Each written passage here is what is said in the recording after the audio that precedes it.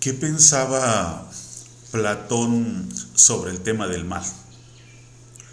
Hoy, en nuestra segunda entrega sobre este punto que se comenzó a tratar la semana pasada, lo vamos a detallar un poco. El tema del mal va a ser punto de tratamiento en senda filosófica durante varias semanas. Entonces, hoy les doy la bienvenida a Senda Filosófica y también pues manifiesto mi agradecimiento por la receptividad después de darle nuevamente continuidad al trabajo que vengo desarrollando dentro del canal. El problema del mal en la historia del pensamiento, y hoy nos enfocamos en Platón. La metafísica de Aristóteles describe la posición de Platón respecto al origen del mal, abro comillas, y atribuyó, en fin, la causa del bien y del mal respectivamente a uno y otro de estos principios, al igual que, como decíamos, pretendieron hacer ciertos filósofos anteriores como Empédocles y Anaxágoras. Cierro comillas. Por lo tanto, plantea una contraposición entre un principio que es el origen del bien y otro que es origen del mal. Un mal que debe de ser entendido en sus dos vertientes, la del mal moral y la del mal físico. La contemplación del bien es la meta que debemos buscar, ya que además permite resolver la no aceptación de Parménides por parte de Platón de su doctrina del ser. Para Platón, las cosas no siempre son, sino que llegan a ser en cuanto participan de la idea de bien.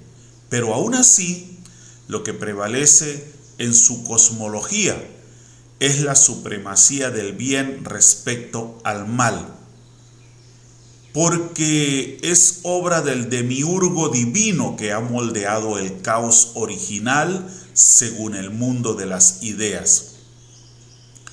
Cuando no hay un ajuste a esta disposición es por causa del mal, por lo que es lo material el motivo del mal en el mundo, y ello implícitamente obliga a que el mal sea inevitable al ser inherente a la corporeidad. O sea, aquí hay que darle el sentido y la entonación adecuada.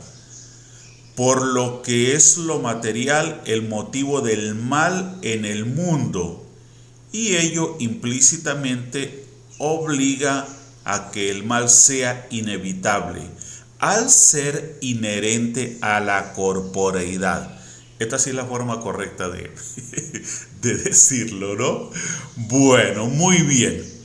Bueno, acá yo noto algo muy interesante, y es que para Platón, como se evidencia en este fragmento, el mundo de las ideas, ese mundo que él de manera resumida define en una sola palabra, la perfección, perfecto, existe desde siempre, es anterior absolutamente a todo. Entonces, Platón dice que existe un principio como origen del bien y un principio como origen del mal. Y también nos habla de las dos vertientes del mal, el mal moral y el mal físico. Pero acá hay algo demasiado interesante, y es cuando Platón nos dice que las cosas no siempre son, sino que llegan a ser en cuanto participan de la idea de bien. Es decir, que esta sería, y Platón siempre lo expresó porque esta era una de las columnas, o es una de las columnas fundamentales de su pensamiento. uno de los aspectos inamovibles. Todo debe apuntar a la búsqueda del bien. Esa es como la meta, como la aspiración suprema de toda cosa existente. Y la realización de la cosa, el que la cosa llegue a ser lo que como máximo podría llegar a ser, es a través de la búsqueda del bien. Este es como el objetivo principal. Y por eso Platón dice que las cosas llegan a ser participando de la idea de bien. El bien prevalece sobre el mal. Entonces, hay también acá en esta percepción de Platón una coincidencia en cuanto a un punto que ya vimos en la percepción del mal desde el Enuma Elish.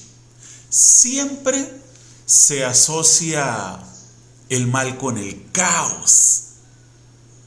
Y el caos es así como la representación, vamos a decirlo de esta manera, o la contraposición a lo bueno, porque el caos es expresión de desorden, desequilibrio, incertidumbre, confusión, no claridad, no precisión.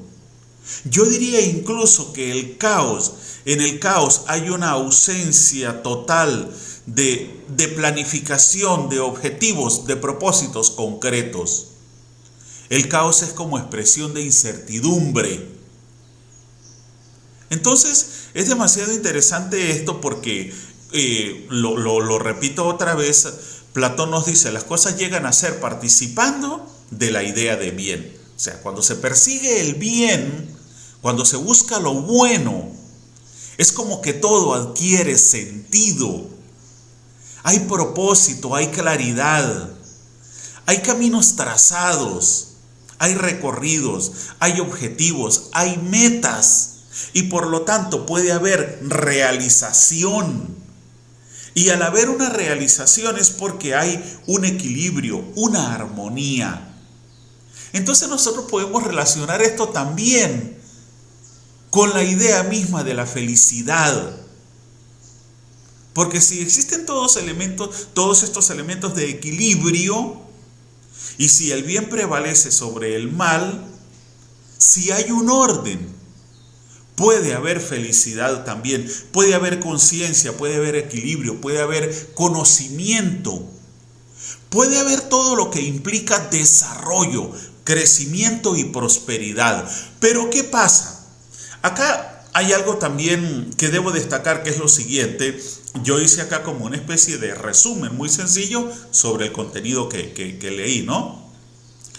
Y el punto número 7 de este resumen me dice lo siguiente: el demiurgo divino moldea el caos original. Los desajustes son causa del mal.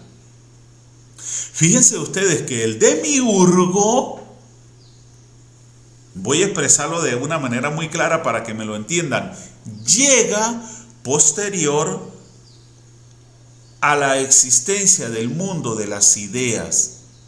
Es decir, el demiurgo llega a un mundo ya existente. Este mundo de las ideas no fue creado por el demiurgo. El demiurgo no crea nada. No en el sentido de ser el responsable de ese mundo de las ideas existente a que él llega, no. El demiurgo lo que hace es moldear el caos. Ese caos original. O sea, se encarga de arreglar lo que está desajustado, porque los desajustes son la causa del mal. Y acá prácticamente es como si la palabra mal significara desorden.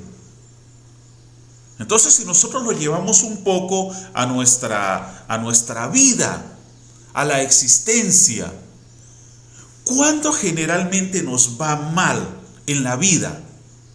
Cuando no hay un plan, cuando somos superficiales, banales, cuando no cuidamos lo sustancial, cuando nos preocupamos solamente por la autocomplacencia, cuando somos majaderos, indisciplinados, inconsistentes, cuando no creamos un plan de vida.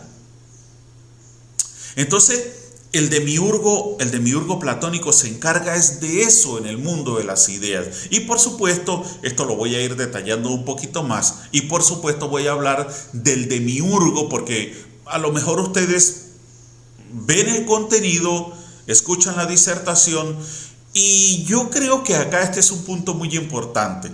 Entonces, si no se aclara, vamos a quedar así como con un vacío, ¿no? Ahora fíjense en esto. La base pitagórica y órfica deja huella en la repulsión hacia el mundo material y hacia el cuerpo, conformándose así como precedente del extensivo desprecio hacia el mundo físico que se consolidará en el gnosticismo. En los hombres el mal proviene de una desviación originada en las propias pasiones humanas.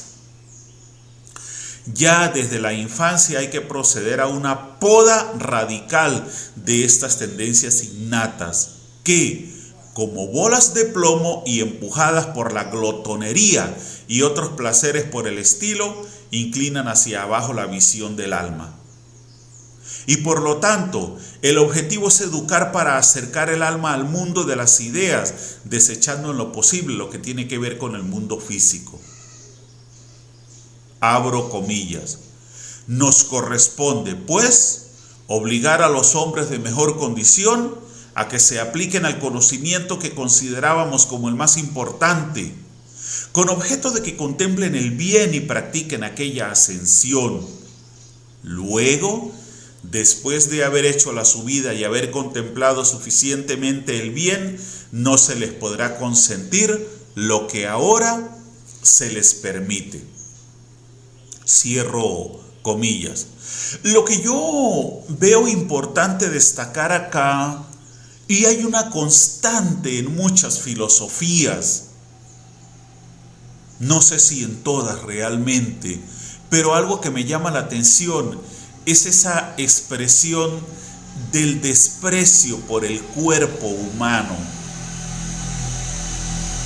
Porque es como que el cuerpo es la causa fundamental de las pasiones que desvirtúan los propósitos más nobles del hombre, porque se cae en una autocomplacencia dentro de la materialidad que desvirtúa otros objetivos y otras metas que realmente son importantes para la supervivencia y para el crecimiento personal, colectivo, profesional. Hoy en día particularmente vemos en este pleno siglo XXI, vemos esa sobreabundancia en las redes, esa presencia tan exagerada, tan persistente de videos, de cortos, de reels, de cualquier cosa, donde por ejemplo el exhibicionismo corporal está a la orden del día. Entonces, este es un punto que llama mucho la atención porque se cae en esa autocomplacencia, en esa venta tan libre, tan abierta del cuerpo humano. Y mi punto acá es que si a mí me preguntaran cómo definiría yo esto, ¿no? Yo diría que el cuerpo humano prácticamente perdió esa característica tan hermosa que tenía en el pasado de ser un misterio. En el cuerpo humano ya prácticamente no hay misterio, ya prácticamente no hay nada que descubrir para nadie, porque todo nos lo sirven a diario de las 1000 maneras posibles. Y esta sobreabundancia de exhibición en sí misma genera una distracción, genera una pérdida de tiempo. Y no solamente en el tema del cuerpo humano, en el tema de cómo nos absorben con esa sobreoferta de cosas, de productos, de cosas tontas, banales, que nos quitan cualquier cantidad de horas del día que podrían ser aprovechadas en cosas mucho más sustanciales y de mucho provecho para nosotros. Entonces, básicamente las redes, por la forma como nosotros lo manejamos, se han convertido como en una trampa, en algo que no nos deja pensar con claridad, que no nos deja centrarnos en lo fundamental. Entonces, quizá esto sería uno de los argumentos más fuertes para defender la idea de Platón de lo peligroso que es el placer, la búsqueda del placer dentro de lo corporal, y no solamente el placer físico en el tema de relación hombre-mujer, hombre-hombre, como sea, no, sino también esa excesiva autocomplacencia desde lo individual, ¿verdad? Cuando queremos apegarnos estrictamente a tener lo material, lo bonito, lo que nos da estatus, lo que nos da posición, lo que nos hace llamativos, lo que nos alegra pero no nos hace felices necesariamente, y olvidamos esa parte tan sustancial de nosotros y a la que tanta referencia hacía Sócrates: el desarrollo de la intelectualidad, de las virtudes, la adquisición del conocimiento. Porque fíjense ustedes que acá Platón nos dice que una vez que las almas elevadas han logrado ese propósito de educar, ¿verdad? De educarse para llegar al mundo de las ideas, que es el mundo real, para alejarse de este mundo físico, copia, imperfecto, tentador. ¿Ok? Dice, una vez que estos hombres llegan a esa mejor condición, no se les puede permitir que desciendan nuevamente a los intereses sobre lo material, sobre lo sensual, sobre lo placentero. No, porque si son hombres elevados tienen que mantenerse dentro de su condición, no pueden retroceder. Entonces, en los hombres el mal proviene de una desviación originada en las propias pasiones humanas, y eso lo vemos hoy en día a las 24 horas del día. Los hombres de mejor condición deben dedicarse al estudio del bien para no permitirles más lo que ahora se les permite. Si vamos a avanzar, no tenemos por qué retroceder. Deberíamos evitar en lo posible retroceder, porque esto es expresión de mal, de decadencia. El objetivo es educar para acercar el alma al mundo de las ideas, alejarlo del apego al mundo físico. Entonces, siempre hay como una condena de lo físico. ¿Por qué? Porque es como que vivimos en una constante y universal glotonería, en el sentido de querer tener en la medida de lo posible todo cuanto materialmente hablando podamos tener, y descuidamos aspectos fundamentales. Porque ¿qué pasa? El tema acá, y me estoy acordando ahorita de Jean-Paul Sartre. Jean-Paul Sartre con su expresión de la condición humana finita, es decir, limitada, muy fácil de ubicar dentro de la dimensión espaciotemporal. ¿Por qué? Porque así como nacemos y vivimos, tenemos que morir. No somos inmortales, mucho menos eternos, porque no existimos desde siempre. Entonces, esa misma conciencia de que somos algo pasajero, algo perecedero, en vez de llevarnos a ver la vida como algo que no vale la pena, porque se acaba, tenemos que verla como algo muy valioso, justamente en el sentido de que mientras seamos parte de ella, deberíamos vivirla al máximo, y vivirla al máximo es vivirla de la mejor manera posible, es decir, asumir la responsabilidad que tenemos con respecto a nosotros mismos y con respecto al entorno del que somos parte, a la sociedad, a la raza humana, a nuestro planeta, al mundo, al universo. Nosotros, como pieza de la realidad universal, tenemos una función y vivimos para nosotros. Como decía Immanuel Kant, somos un fin para nosotros mismos, pero somos un medio para la totalidad real. Tenemos un propósito y debemos cumplirlo. ¿Por qué? Como forma de contribuir a que esa expresión de la realidad se dé de la mejor manera posible.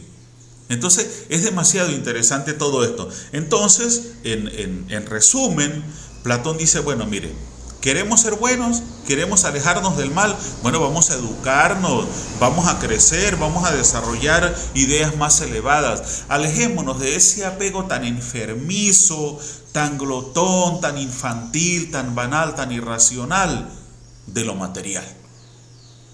Pues somos parte de un mundo material. Y no podemos negarnos a eso, pero debemos entender también que no es la única dimensión de la realidad.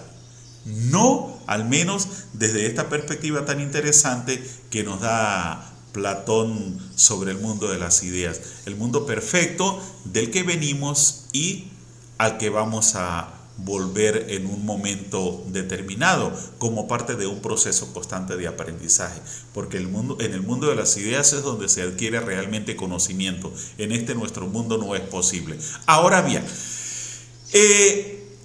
¿quién es el demiurgo del que se habla en este tratamiento del mal desde la perspectiva de Platón? Yo hice acá una serie de conceptos así de una forma muy ordenada, ¿no?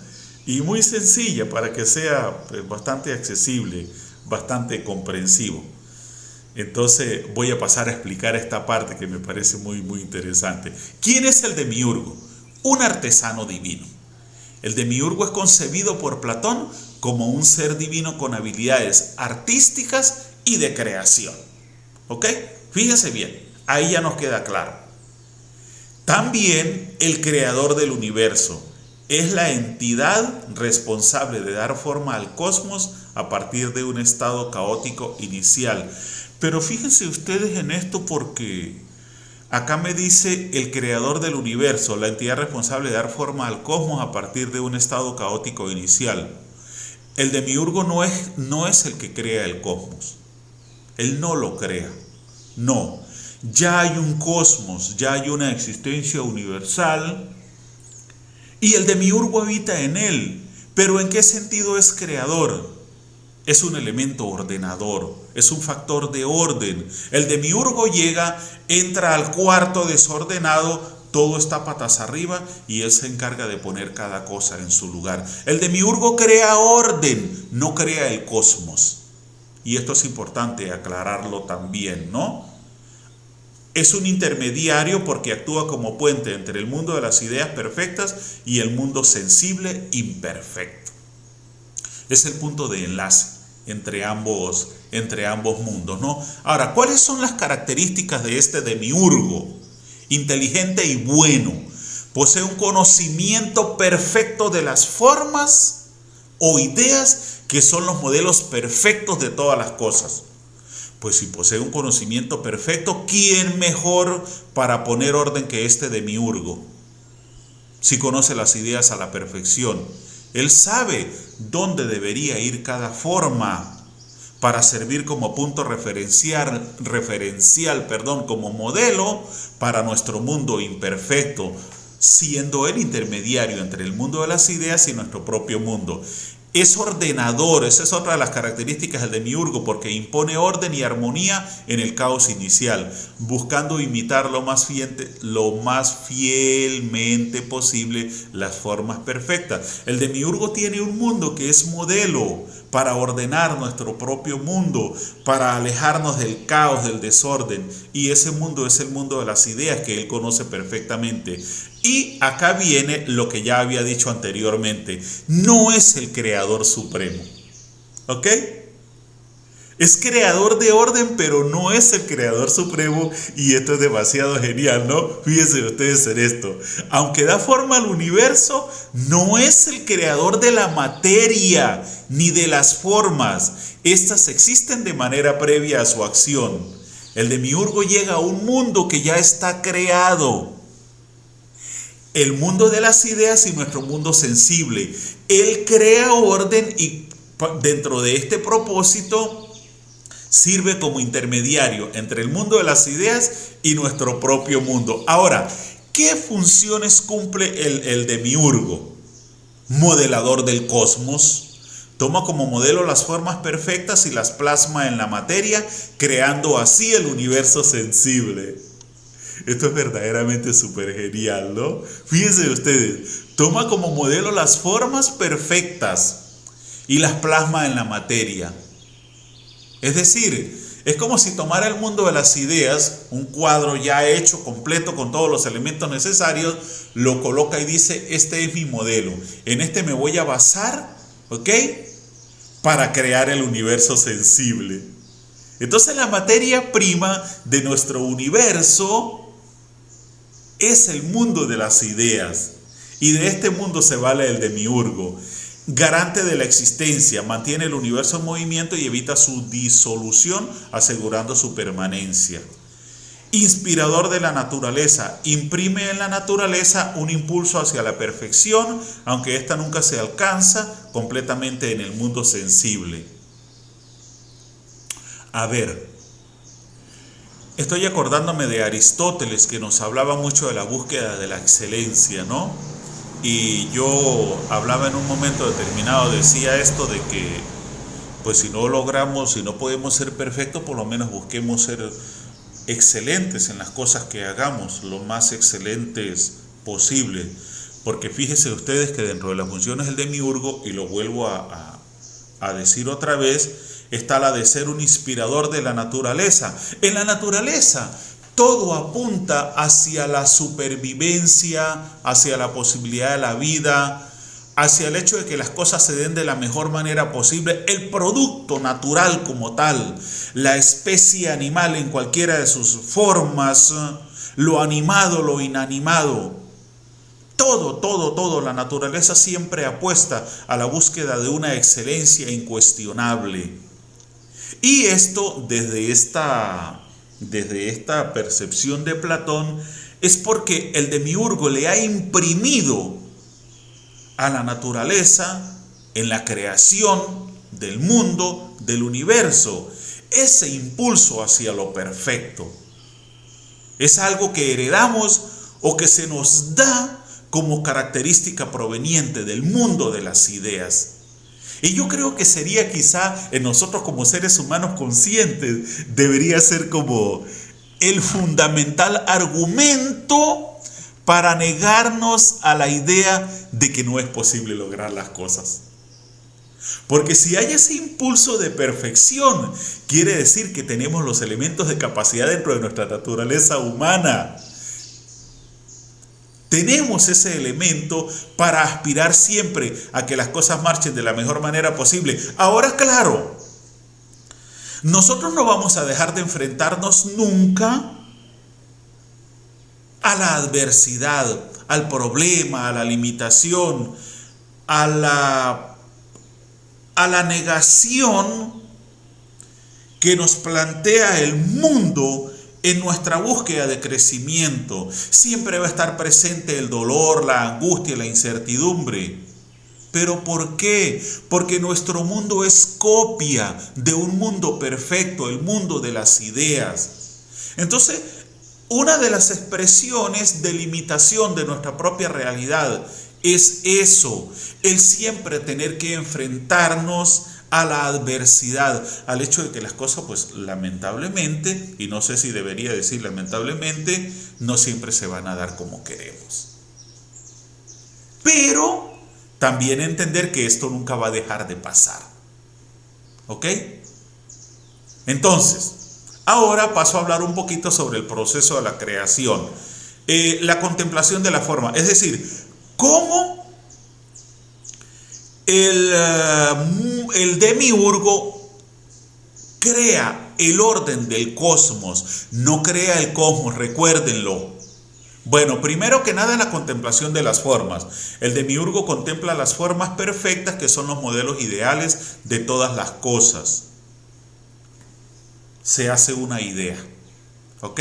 Luego viene la imposición del orden. A partir del caos inicial, el demiurgo impone un orden cósmico buscando imitar lo más fielmente posible las formas.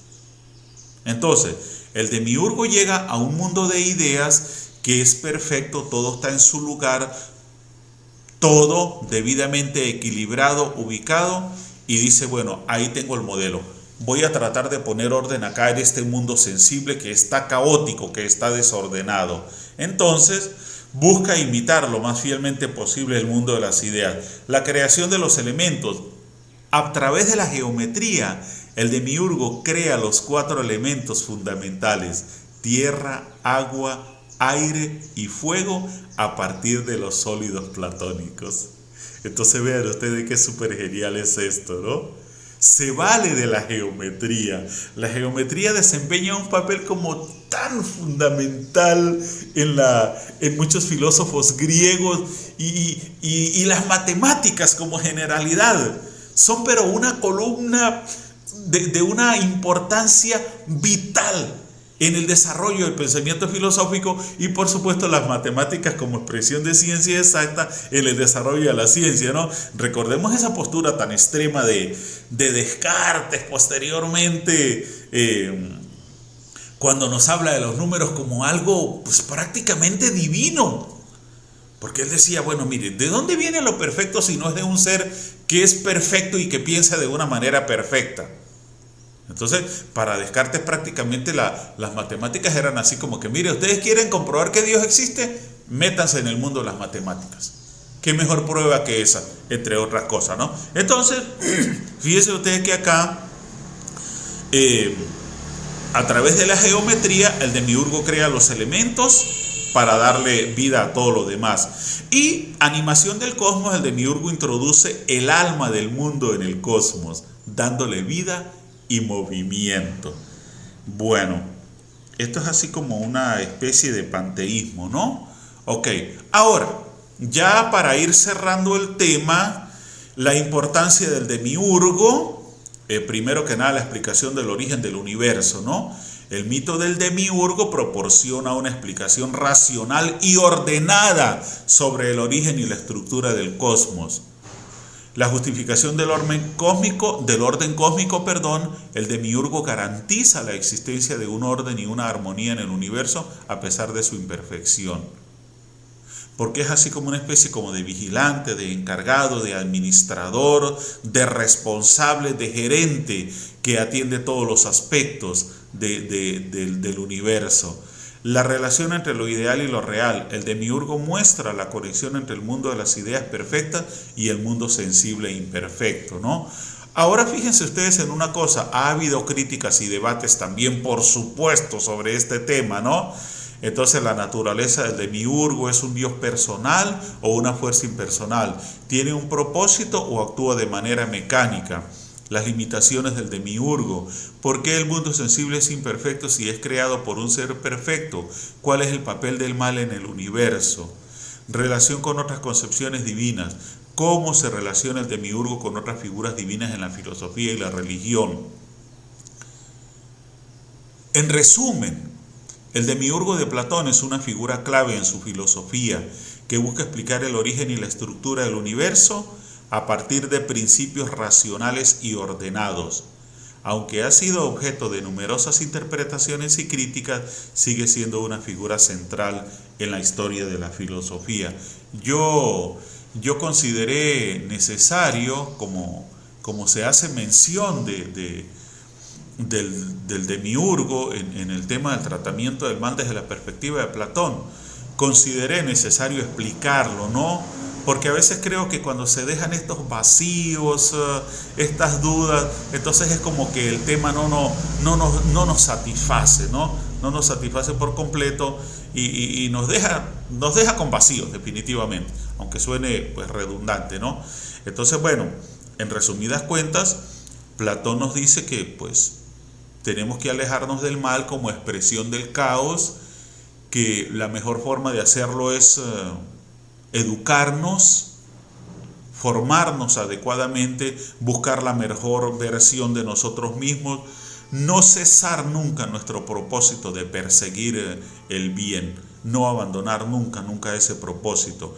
Y a falta de perfección, buscar ser excelentes, lo más excelentes posible, hacer las cosas de la mejor manera posible y comprender que nuestro mundo, este mundo nuestro imperfecto, nunca va a carecer de problemas, nunca vamos a dejar de sufrir, de vivir angustias, incertidumbres, preocupaciones. El hecho de que suframos una vez no quiere decir que no vayamos a sufrir de nuevo, de la misma manera que el hecho de que en un momento determinado hayamos perdido la felicidad que tuvimos, no quiere decir que no la vamos a volver a tener.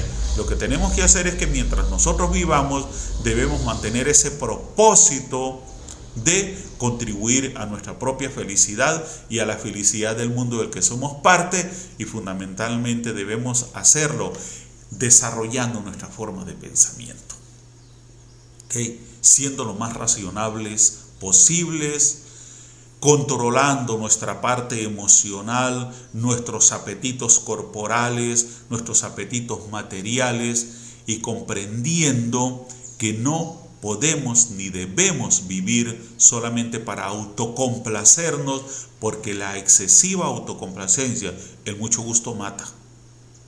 Así lo dice el refrán popular, y dicho de una manera más técnica, la autocomplacencia lleva a la destrucción irremediablemente.